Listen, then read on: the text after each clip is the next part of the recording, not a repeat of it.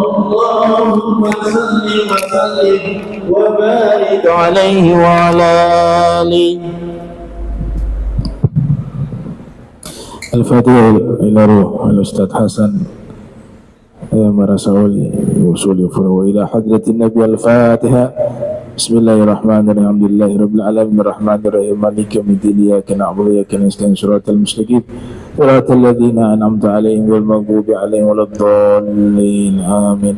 اللهم اغفر له وارحمه وعافه واعف عنه واكرم نزله وسع مدخله واغسله بماء وثلج البر ونقيه من الخطايا كما ينقى ثوب الابيض من الدنس. اللهم ابدله دارا خيرا من داره واهلا خيرا من اهله وزوجا خيرا من زوجه وكه من عذاب القبر وفتنه من عذاب وادخله الجنه بغير حساب. وصلى الله على سيدنا محمد وعلى اله وصحبه وبارك وسلم والحمد لله رب العالمين. Assalamualaikum warahmatullahi wabarakatuh. Alhamdulillahi rabbil alamin. Allahumma salli wa sallim ala sayyidina Muhammadin wa ala alihi wa sahbihi ajma'in. Amma ba'du.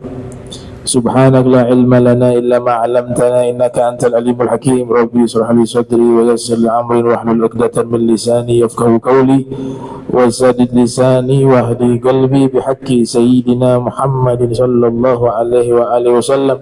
Ya man huwa fi 'uluwihi ka'in, ya man huwa fi fi'li hamid, ya man huwa fi majdihi matin.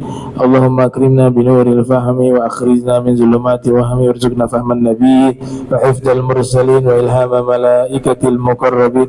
Rabbana zidna ilman wa fahma wa akla ya akramul akramin bihaqqi sayyidina Muhammadin khatamil anbiya'i wal mursalin ya rahman ya rahim. Wa sallallahu ala sayyidina Muhammadin wa ala alihi wa sahbihi wa barak wa sallam walhamdulillahi rabbil alamin.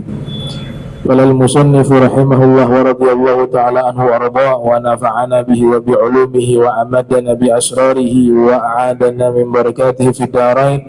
Radiyallahu ankum. Faslun ila an qal zikru kafalati Abi Thalib lahu sallallahu alaihi wa sallam.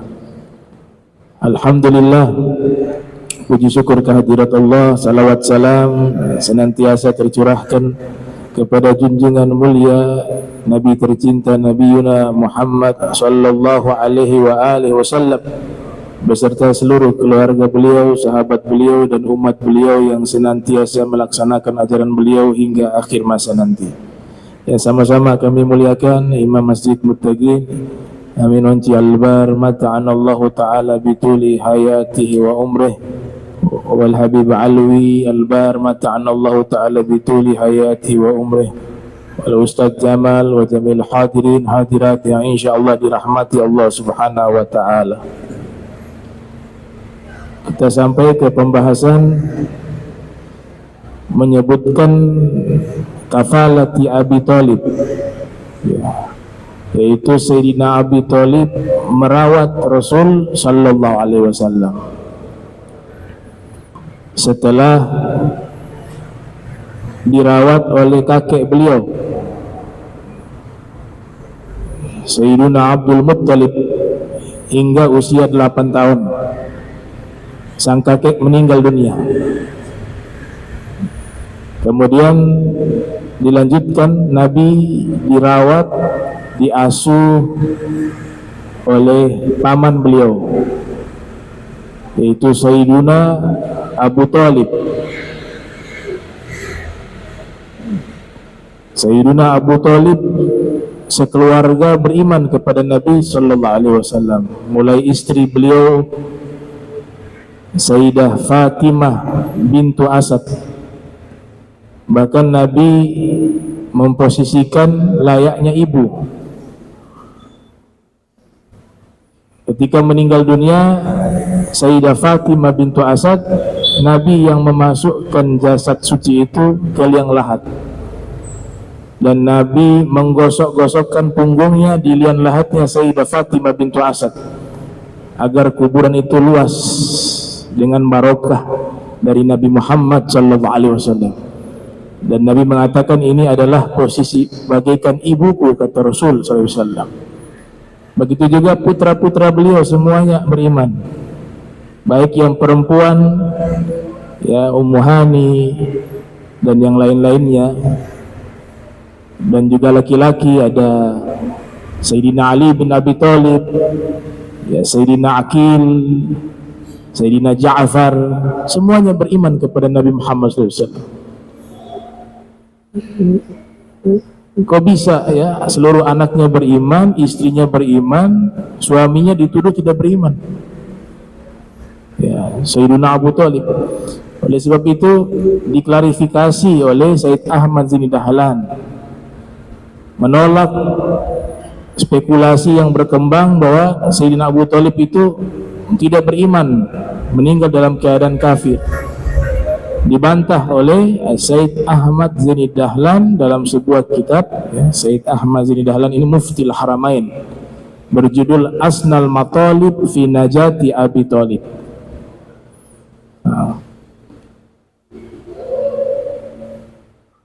Beliau rawat Nabi dari kecil, bisa dibayangkan dari usia 8 tahun sampai Nabi menikah. Setiap hari menyaksikan kebesaran ya irhasat atau hal-hal yang ya, luar biasa terjadi setiap saat di dalam diri Nabi SAW, disaksikan setiap saat oleh Sayyidina Abu Thalib beserta keluarganya. Bahkan dalam satu masa kota Makkah mengalami masa kekeringan yang begitu dahsyat, hujan tidak turun cukup lama, maka dibawalah Nabi SAW di depan Ka'bah. Sayyidina Abu Thalib membawanya waktu Nabi masih bayi. Digendong Nabi oleh Sayyidina Abu Thalib, kemudian menghadap ke Ka'bah dan berdoa, ya Allah, dengan barokah anak suci ini, tolong turunkan hujan. Saat itu juga hujan turun, disaksikan oleh seluruh penduduk Makkah. Jadi Nabi sudah dikenal sejak bayi, ini anak berkah. Maka digubah syair, wa abyadu yustasqal ghamam biwajhihi fimalul yatama ismatun lil aramili, yang artinya yang putih bersih dimintakan hujan dengan pangkatnya, dengan dirinya. Itu Nabi masih bayi, jadi sudah paham bahwa ini adalah seorang Nabi sallallahu alaihi wasallam. Kalau tidak paham, maka bagaimana mungkin bertawasul kepada bayi? Wa abyadu yustasqa al-ghamamu biwajhihi, dan yang putih bersih ini diminta hujan dengan berkatnya. Ismatun lil aramili, fimalul yatama ismatun lil aramili, pembela anak yatim, pelindung para janda dan orang-orang yang susah. Turun hujan. Di dalam kitab Khosaisul Kubra yang ditulis oleh Al-Imam Suyuti, paman beliau Sayyidina Abbas Waktu Nabi masih bayi, ini cerita masih bayi, di malam hari beliau menggendong Nabi SAW. Kemudian beliau keluar di teras rumah. Pada waktu itu bulan sedang terang-terangnya. Kemudian Nabi SAW yang masih bayi pada waktu itu menunjuk bulan dengan jari telunjuknya. Sang paman menyaksikan itu. Kemudian layaknya anak bayi, dia mainkan tangannya. Bulan itu bergerak mengikuti tangan Nabi Muhammad SAW, ke kanan, ke kiri, ke kanan, ke kiri. Itu masih bayi. Bahkan di dalam kitab Ruhul Ma'ani ditulis oleh Imam Alusi Al-Baghdadi, Nabi sejak kecil kalau mau makan, mau minum selalu menyebut nama Allah. Sudah baca doa semua. Bahkan ketika sang paman ingin mengganti pakaiannya Nabi melarang, jangan. Karena memang nggak boleh melihat auratnya Rasul, dibungkus dengan cahaya. Maka Sayyidina Abu Thalib membiarkan Nabi masuk ke kamar mengganti pakaian. Karena itu dianggap masih kecil, mungkin sang paman ingin membantu untuk membukakan bajunya Nabi untuk diganti. Ketika dibuka, cahaya keluar dari tubuh beliau, sehingga pandangan mata beliau itu tidak bisa melihat. Daripada Nabi kita Muhammad SAW, setelah membuka mata sudah dengan pakaian lengkap, wangi, bersih, bagaikan baru habis mandi, ganti pakaian, pakai minyak wangi. Itu disaksikan oleh Sayyidina Abu Thalib. Pohon korma yang kering, jika Nabi bersandar, tumbuh dia buah-buahnya langsung. Jadi keberkahan itu nampak jelas dari Nabi kita Muhammad sallallahu alaihi wasallam. Bagaimana mungkin tidak beriman setiap waktu menyaksikan itu? Gitu.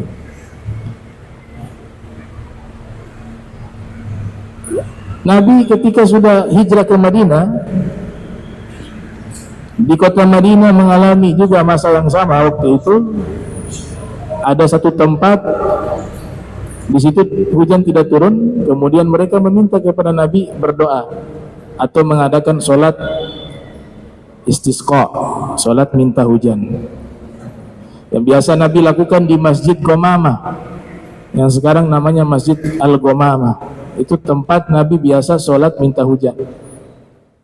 Ketika Nabi berdoa, selepas sholat hujan turun. Di atas kepala Nabi ada awan yang melindungi Nabi sehingga Nabi tidak basah, tapi yang lain basah. Maka di atas kepala beliau ada awan, disaksikan oleh seluruh sahabat yang hadir. Maka tempat itu dijadikan nama masjid, Masjid Awan, namanya Masjid Al-Ghamamah. Itu mukjizat. Gak pakai payung, gak pakai, hujan turun deras, tidak basah. Di atas kepala ada awan yang melindungi Nabi Muhammad SAW. Setelah itu Nabi katakan, Nabi teringat peristiwa di mana Nabi waktu masih bayi, yang di mana waktu itu juga di kota Makkah hujan tidak turun. Kemudian berdoa dengan barokah Nabi Muhammad, hujan diturunkan oleh Allah. Terus Nabi katakan di depan beberapa sahabat yang ada di hadapan beliau, siapa yang ingat syair tentangku terkait masalah minta hujan? Ya, ana ala sabili hikayah, ya, dengan jalan cerita. Saya tidak jelaskan dengan jalan riwayah.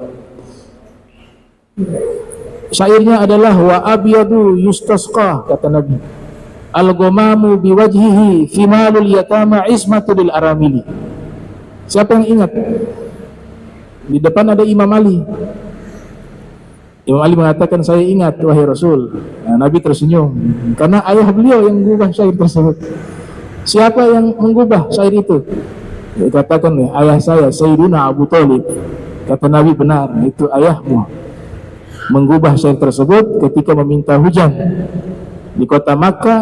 Berwasilah kepadaku, kata Nabi Muhammad SAW. Wa abyad yustasqal ghamam biwajhihi simalul yatama ismatul aramili. Ya, itu Ya, secara hikayah seperti itu. Ausa bihi jadduhu Abdul Muttalib ila Abi Talib al-Hami al-Hadib. Kakek beliau Sayyidina Abdul Muttalib mewasiatkan kepada Sayyidina Abi Talib al-Hami al-Hadib, yang selalu melindungi Rasul dan sangat menyayangi Rasulullah SAW. Beliau lebih menyayangi Nabi Muhammad melebihi seluruh anak-anaknya.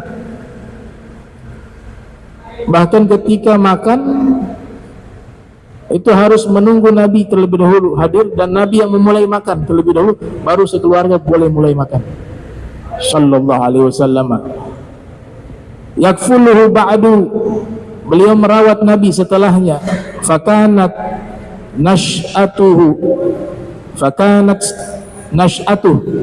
tahiratan ma'munatan go'ilatah, ya, go'ilatah. Di mana Nabi tumbuh di rumah beliau, tahirah, suci, ma'munah, diberikan perlindungan dan keamanan dari segala malapetaka. Jadi kalau Nabi hadir di satu tempat, situ gak ada bencana alam. Ya. Kalau hujan tidak turun itu sesekali saja, tapi tujuannya adalah apa? Masyru'iyah, agar ada syariat. Kalau hujan tidak turun, ada sholat, namanya sholat istisqa. Padahal Nabi kalau turun gak ada masa-masa sulit, semuanya baik. Tapi agar ada syariat untuk umat setelahnya, seandainya hujan tidak turun, masa paceklik, sudah ada solusi dari syariat yang diajarkan oleh Nabi Muhammad SAW, yaitu sholat istisqa. Coba kalau hujan turun terus, gak ada masa paceklik, gak ada sholat istisqa, dari mana kita bisa belajar? Maka Nabi praktekkan cara sholatnya, khutbahnya, dipresentasikan oleh Rasulullah SAW. Nah, jadi simulasi hukum, ya, masyru'iyah. Fakanat yud'a bil amin wa rahal ma'a ammihi li Syam hatta idh wasal.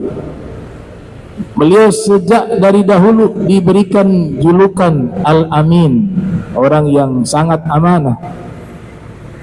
As-Sadiq Al-Amin julukannya, jujur, amanah. Ini sifat ini yang banyak hilang di akhir zaman, ya. Jujur, amanah. Dia pikir itu satu keberhasilan, itu kehancuran. Orang yang punya sifat amanah hilang, sifat jujur hilang, dia sedang menghancurkan dirinya di hadapan Allah. La yazalu, kata Nabi Muhammad SAW, ya, orang kalau senang berbohong, yuktab indallah kadzdzaba, kata Nabi, sudah ditulis oleh Allah selamanya dia sebagai pendusta. Nah, Nabi punya sifat al-amin, amanah. As-sadiq, jujur. Para sejarawan menulis bahwa di antara amanahnya Nabi dan kejujuran Nabi, sekalipun musuh itu menitipkan barang berharga kepada Nabi, musuh, mereka gak percaya kepada siapapun, termasuk keluarga mereka, jika mereka memiliki barang-barang berharga. Yang terlintas di benak mereka yang bisa menjaga harta mereka adalah Nabi Muhammad SAW. Makanya musuh-musuh datang tuh bawah malam-malam, ketok pintu, Nabi buka, ini musuh. Di waktu siang musuhin Nabi, caci maki Nabi, perangi Nabi. Malam saya mau titip barang saya nih. Kalau orang lain saya gak percaya, kalau kamu saya percaya, pasti kamu jago. Dan Nabi terima, itu luar biasa. Nabi terima, ya. Mungkin juga ada barang titipan Abu Jahal, mungkin, ya. Ketika hijrah, coba lihat hijrah, Nabi wasiatkan kepada Imam Ali bin Abi Thalib, kamu kembalikan barang-barangnya, ini punya si fulan, ini punya si fulan, ini sudah selesai semua dikembalikan, maka setelah itu kamu hijrah. Dan saya minta barang-barang ini dijaga, jangan sampai rusak. Ini musuh nih yang mau perangi Nabi, yang mengusir Nabi dari kota Makkah. Makanya Imam Ali hijrahnya terlambat karena mengembalikan barang-barang titipan dari musuh-musuhnya Nabi Muhammad SAW. Itu Al-Amin. Nggak ada yang punya nih sifat Al-Amin seperti Nabi Muhammad SAW.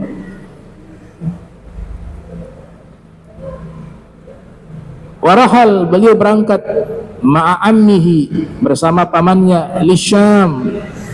Nabi mandiri dari kecil, dagang, ya, nggak minta-minta, nggak tipu-tipu, nggak santai-santai di rumah pamannya. Beliau ikut dagang, bekerja bersama pamannya di usia yang masih sangat muda, 12 tahun sudah dagang ke luar negeri. Usia 12 tahun. Zaman sekarang 12 tahun apa yang bisa dilakukan? Anak-anak usia main handphone. 12 tahun ke luar negeri dagang Rasul SAW bersama pamannya. Dan jangan difikirkan perjalanan mudah di zaman itu. Kan pakai pesawat yang ada AC, bukan mampir nginap di hotel yang kamarnya mewah, ada AC, ada fasilitas. Perjalanan yang berat bagi anak yang usianya 12 tahun ke Syam, bisa berbulan-bulan.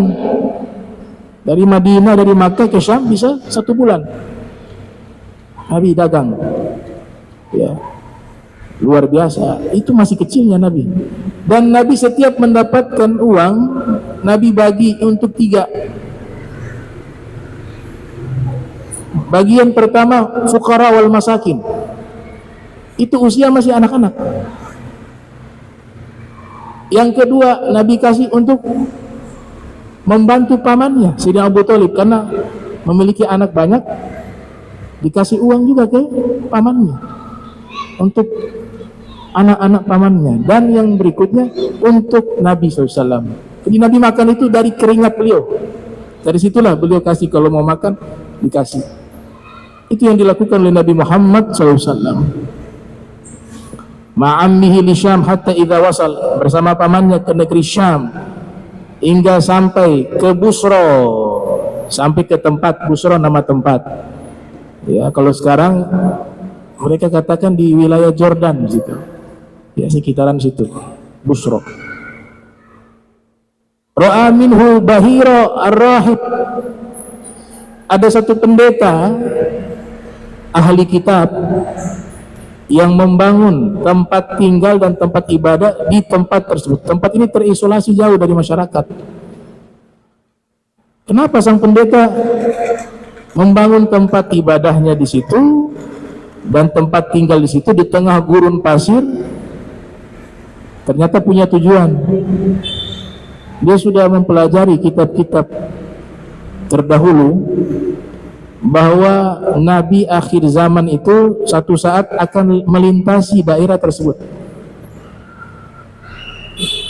dan akan bersandar di satu pohon. Makanya dibangun itu dekat dengan satu pohon tuh. Ada yang mengatakan pohon sahabat itu masih ada sampai sekarang pohonnya. Dan orang itu kalau berjalan di atasnya dinaungi oleh awan, dilindungi. Dan bersandar di pohon itu, kemudian pohon itu menundukkan dirinya, berarti itu adalah seorang nabi. Maka beliau sengaja membangun gereja dan tempat tinggal di situ hanya untuk menanti kedatangan Nabi Muhammad SAW. Setiap hari beliau hanya keluar, kalau ada orang lewat dagang, tuh beliau keluar tuh, lihat, kok gak ada awan. Nanti orang itu datang mampir, dia lihat ada yang bersandar kadang-kadang. Memang Allah takdirkan yang bisa bersandar di situ hanya Nabi Muhammad SAW. Jadi pohon itu hanya dilewatkan. Mungkin ada yang berteduh tapi tidak bersandar. Nah, satu ketika datang nih hafilah pedagang dari Makkah. Nah, pendeta lihat dari jauh, ada awan. Jadi awan itu mengikuti, menaungi. Sombar nih kalau bahasa Ternate, dapat naungan awan. Cuma kan di dalam hafilah itu banyak orang. Dari jauh dipanggil murid-muridnya, panggil mereka untuk singgah di tempat kita, kita jamu mereka sebagai tamu kita. Maka murid-muridnya manggil rombongannya. Ternyata rombongannya Sayyiduna Abu Thalib. Nah, setelah itu dilihat awan itu menaungi, ya. Fi dhahrihi alamah tuzilluhu al-ghamamah tuti'uhu as-sahaib. Di punggung beliau ada tanda kenabian dan awan selalu menaungi beliau sallallahu alaihi wasallam. Tuti'uhu sahaib, dan awan itu bisa taat dengan perintahnya. Jadi Nabi bisa perintahkan awan itu. Kalau Nabi Sulaiman bisa, apalagi Nabi Muhammad SAW. Datang mereka, Sayyidina Abu Thalib dengan beberapa orang dari Makkah yang berdagang ke Syam. Pendeta begitu bahagia, ini kayaknya yang saya nanti-nantikan. Disuruh masuk semuanya, sudah disiapkan makanan mewah. Dia lihat satu-satu, ini sudah lengkap semuanya. Mereka bilang, ya sudah lengkap, karena Nabi kan masih kecil waktu itu, ditugaskan jaga barang-barang. Nabi ditugaskan, Nabi menjaga barang-barang mereka. Karena anak kecil mungkin gak dianggap. Sudah lengkap semua? Sudah lengkap. Ini orang dewasa semua. Dia lihat dari wajah ini nampak tuh, bagaimana sih wajah seorang Nabi itu nampak jelas. Nah, dia bilang masih kurang kayaknya. Nah, sudah lengkap. Akhirnya beliau keluar. Rahib, ya, ini pendeta ini, ada beberapa pendeta yang masuk surga, kata Nabi Muhammad SAW. Termasuk ini yang sudah beriman. Ya, mereka menjalankan ajaran ahli kitab yang masih asli. Ketika ia keluar, dia menyaksikan, subhanallah, ada seorang anak muda sedang bersandar di pohon tersebut. Dan dia melihat ke atas ada awan menaungi dan pohon itu menundukkan dirinya. Dia bilang, inilah yang saya nantikan. Dipanggil, mana orang tuanya, mana yang membawa ini anak? Keluarlah Sayyidina Abu Thalib. Dibilang, itu siapa anak itu? Yang mana, kata Sayyidina Abu Thalib? Itu yang sedang bersandar di pohon, yang di atasnya ada awan menaunginya, yang pohon itu menundukkan penghormatan kepada dirinya. Kata Sayyidina Abu Thalib, oh itu anak saya. Anakmu? Iya, anak saya.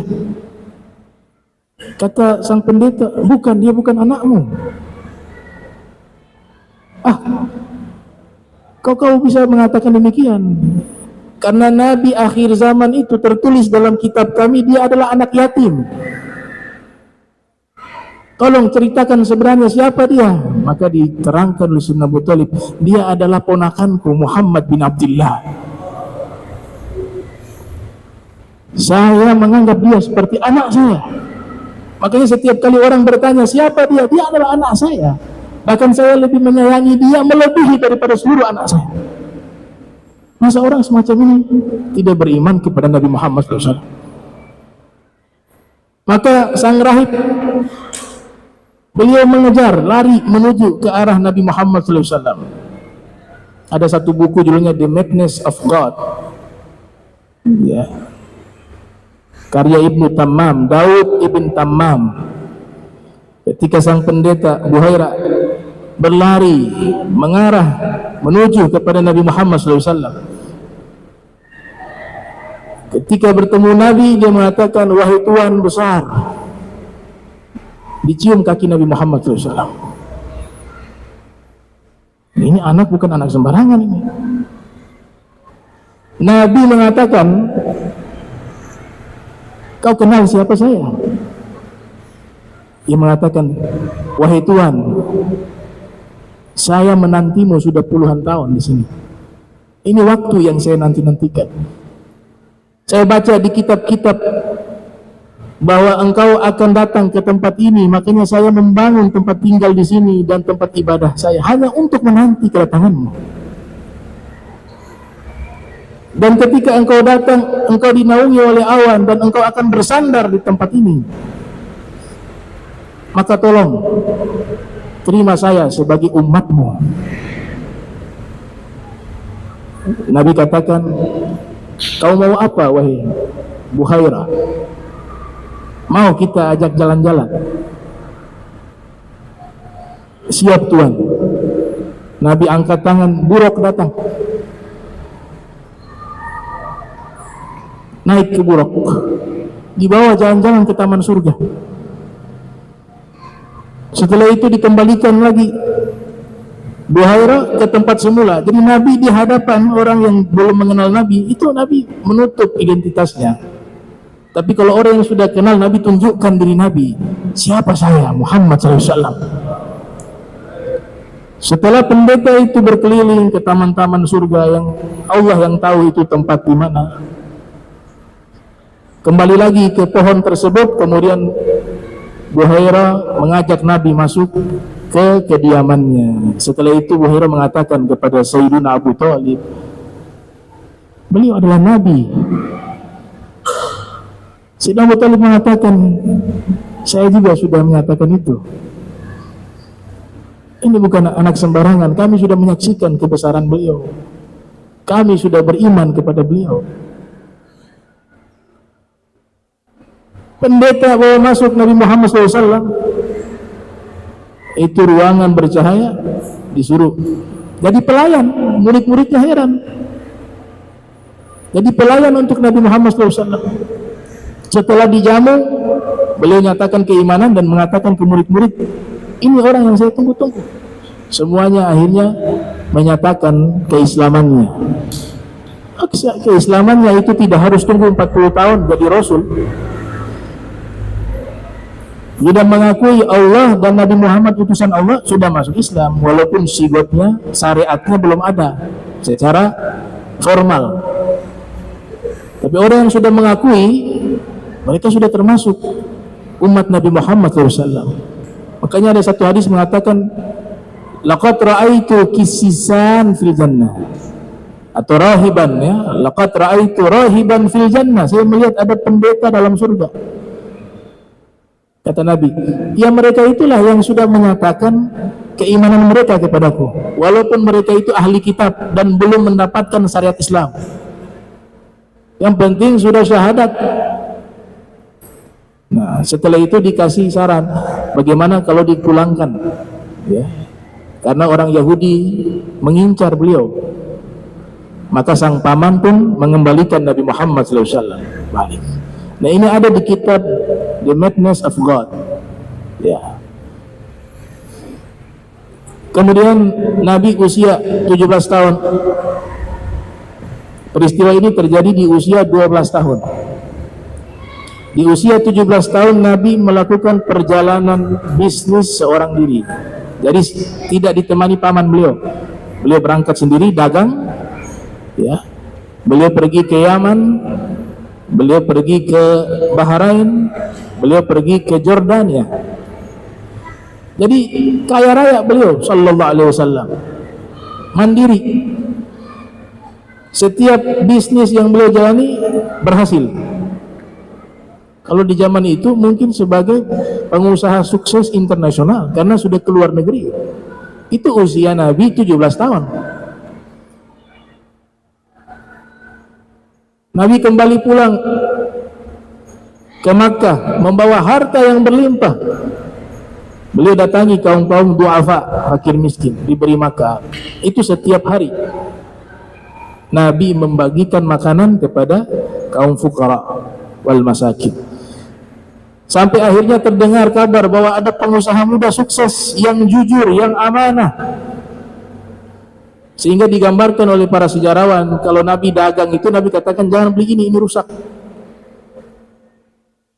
Ini gak bagus.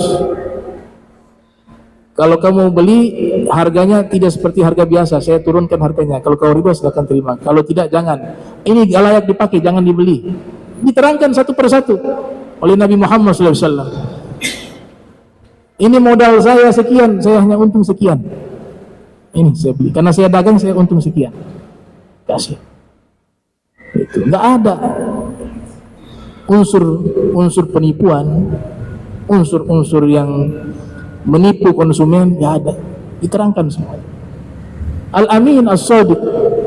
Sampai akhirnya terdengar oleh pengusaha wanita sukses juga di masa itu sebagai orang yang paling kaya di kota Makkah, yaitu Sayyidah Khadijah. Maka diajak kerjasama dengan Nabi Muhammad SAW. Nah, Sayyidah Khadijah waktu itu sudah memiliki perusahaan terbesar. Beliau pemegang modal, Nabi yang nanti menginvestasikan itu. Diserahkan kepada Nabi ini dagangan, pergi ke Syam. Usia waktu itu 25 tahun. Makanya di sini dikatakan ra'a minhu bahira rahib madalla annahu nabi al-aqib Muhammad nabi al-hadi al-ummah faradduhu takhawufan min thammah, ya tadi sudah diterangkan, min an yara ba'dul yahud amrah wa umruhu idzaka 15 thumma mada li Syam ma'a Maisarah fi matjarin wal mal min Khadijah. Kemudian Nabi menerima tawaran tersebut, berangkatlah ke Syam untuk kedua kali di usia 25 tahun, ditemani oleh seorang bernama Maisarah. Maisarah seorang laki-laki. Ada yang mengatakan malaikat. Di sini dikatakan di ta'liqat bahwa lam tuthbat riwayah sharihah bi anna Maisarah baqiya ilal bi'tsah. Tidak ada satupun riwayat yang mampu menerangkan keberadaan Maisarah kecuali di peristiwa ini saja. Ini setelah itu hilang lenyap, nggak ada data. Malaikat yang tugasnya menemani Nabi Muhammad SAW. Sayyidah Khadijah kembali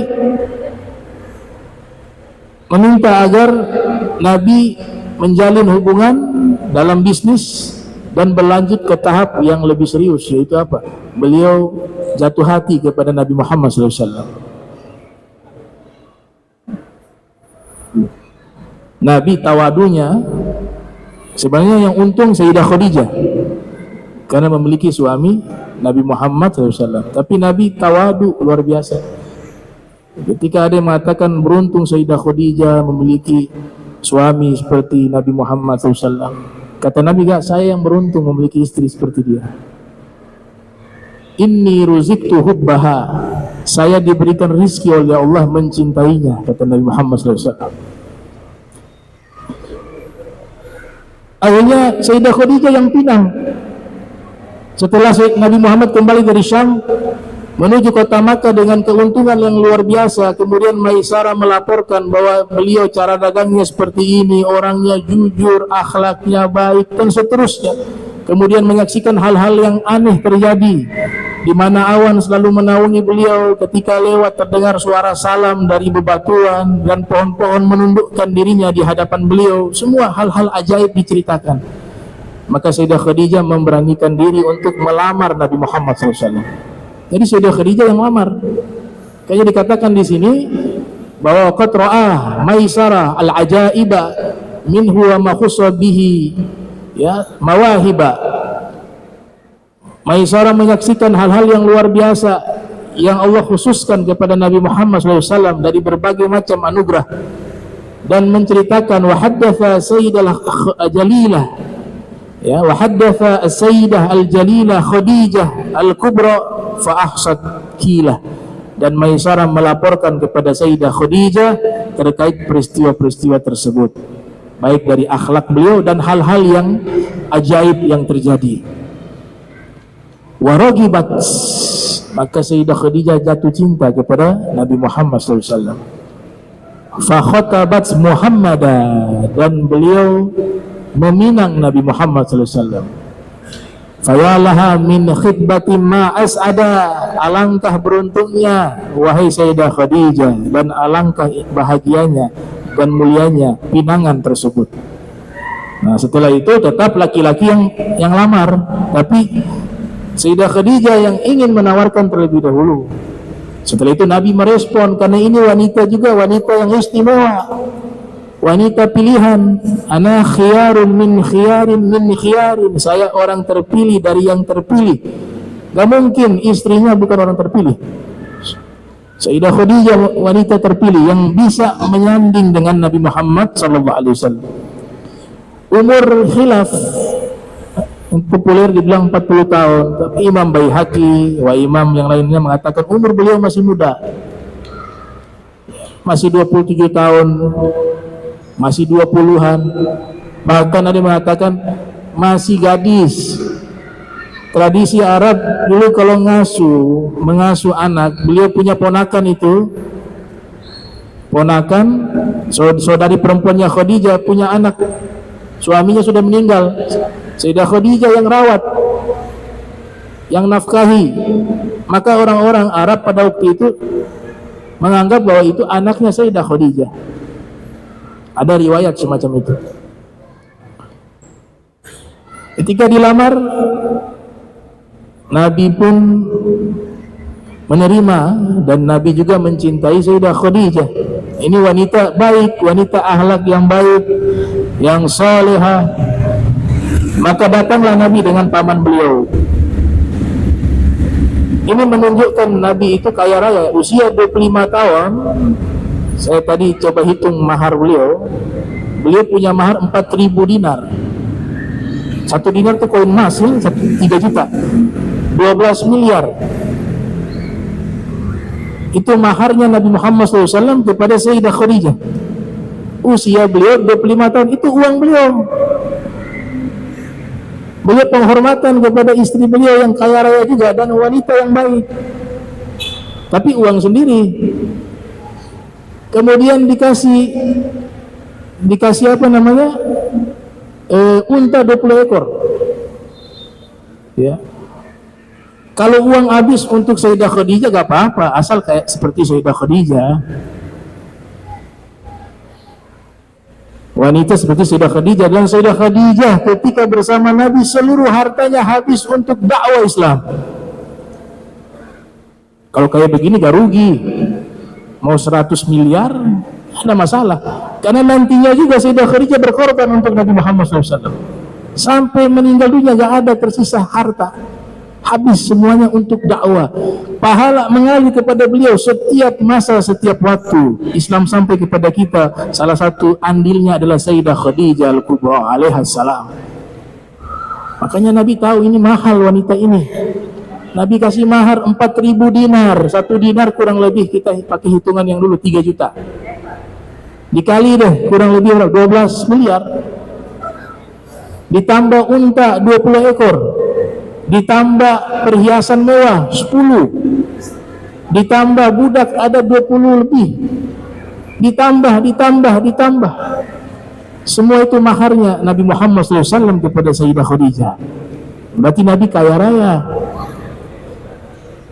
Nabi kaya raya, tapi Nabi orang yang dermawan, yang ketika memberi tidak menghitung, sehingga harta yang ada habis saat itu juga. Dianggap miskin, tidak. Beliau bagaikan angin yang berhembus, kata para sahabat. Ketika memberi sudah tanpa memikirkan, sehingga apa yang diberi itu habis lalu. Tidur tidak tersisa uang. Itu dermawan yang tidak bisa diikuti oleh siapapun. Habis, ada harta, hari itu juga dihabiskan untuk diberikan.